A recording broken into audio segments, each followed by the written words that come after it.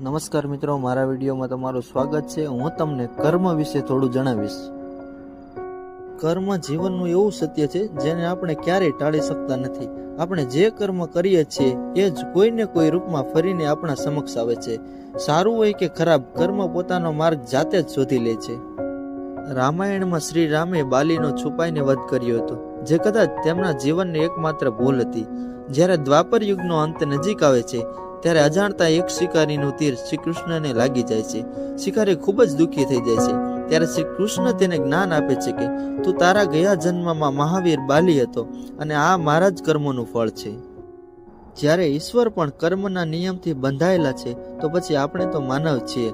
ઘણીવાર આપણે એવું વિચારીએ છીએ કે કોઈને ખબર નહીં પડે, થોડું ખોટું કરી લીધું તો શું થઈ જશે, પરંતુ કર્મને ન કોઈ આંખ જોઈએ ન કોઈ સાક્ષી, તે માત્ર હિસાબ રાખે છે। એટલે કર્મને સુધારો, કારણ કે મારા મતે કર્મ જ ભવિષ્ય લખે છે।